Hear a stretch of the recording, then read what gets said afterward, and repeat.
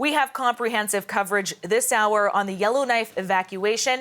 We will get an update on the wildfire in a moment, and we will take you live to the airport where people are waiting for flights out.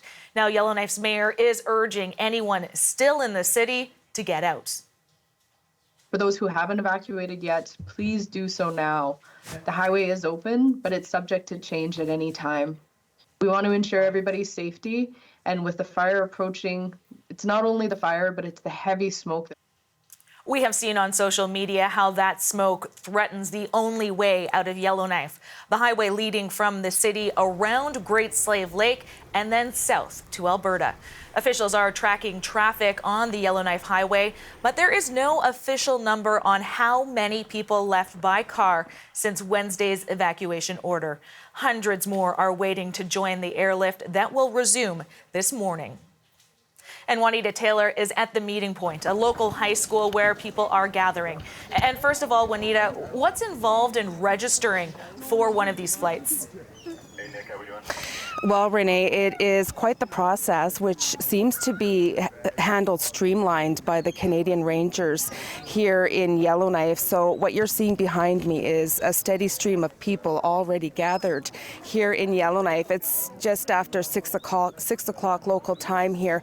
There's about 150, maybe up to 200 people here so far. The line is going all the way down here, and then it is turning and going down the street over there. So, and many of these people, you know, they came here yesterday, Renee, but once those flights, the evacuation flights that left yesterday, once they filled up, those people were told to return this morning. So that is what you're seeing here, is a lot of people still trying to get on one of those evacuation flights that is to be leaving today. We're told maybe 21 flights.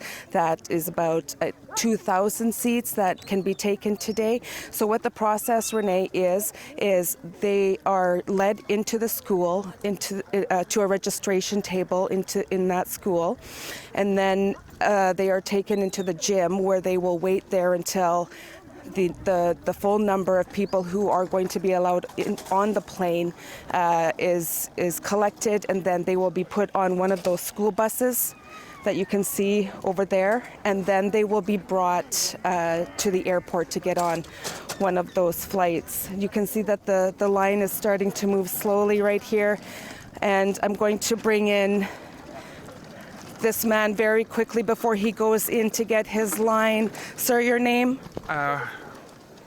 Romuald Marshall Picard. Romuald, can you tell me what time you came here this morning? I've been here since 3 a.m. Since 3 a.m. And why is it important for you to get on this flight? For obvious reasons.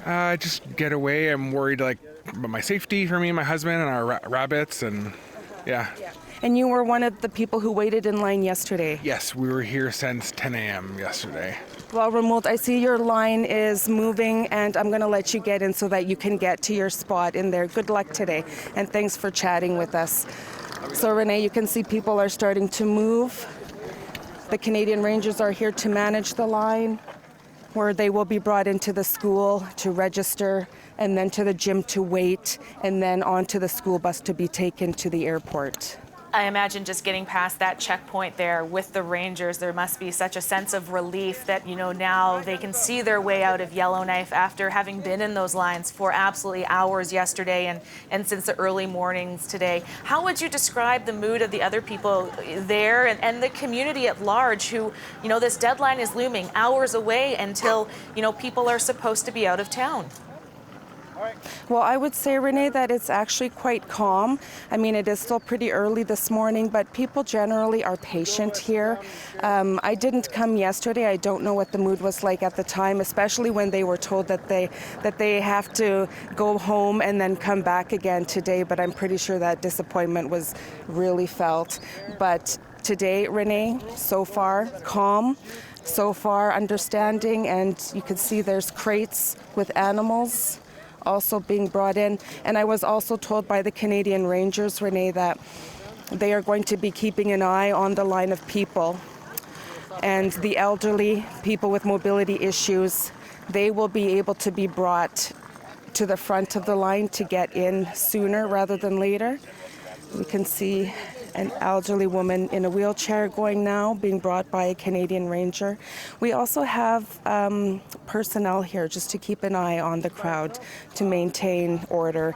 But for the most part, Renee, it's been quite calm here this morning.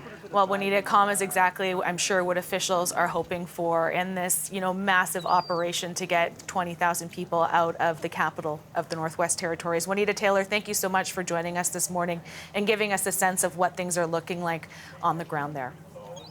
You're welcome.